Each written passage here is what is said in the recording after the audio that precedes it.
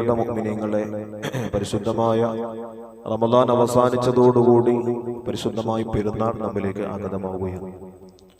പരിശുദ്ധമായ പെരുന്നാളിന് ധാരാളം സുന്നത്തുകളുണ്ട്. അതിൽ പ്രധാനപ്പെട്ട ഒന്നാണ് തക്ബീർ എന്ന് പറയുന്നത്. പെരുന്നാളിന്റെ പിറ ദൃശ്യമായതോടുകൂടി, അല്ലെങ്കിൽ റമദാൻ 30 പൂർത്തിയായതോടുകൂടി പരിശുദ്ധമായ തക്ബീർ, ചെറിയ പെരുന്നാളിന്റെ സമയം, തക്ബീറിന്റെ സമയം എന്ന് പറയുന്നത് പിറ ദൃശ്യമായതോടുകൂടി ചെറിയ പെരുന്നാളിന്റെ നമസ്കാരത്തിലേക്ക് കടക്കുന്നത് വരെയാണ്. അത് കഴിഞ്ഞ പിന്നെ അതിന്റെ പ്രാധാന്യം നഷ്ടപ്പെട്ടു.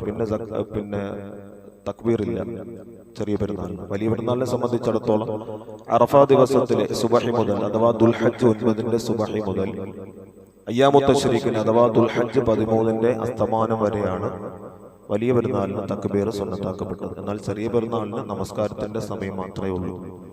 അത് വളരെ പ്രധാനപ്പെട്ട ഒരു ഇബാദത്ത് കൂടിയാണ് തക്ബീർ. നമ്മുടെ എപ്പോഴും നിരന്തരമായി തക്ബീർ ചൊല്ലുക. അതുപോലെ പെരുന്നാൾ നമസ്കാരത്തിന് വേണ്ടി കുളിക്കുക, പെരുന്നാളിന് വേണ്ടി ആ നിയത്തോടുകൂടി കുളിക്കുക.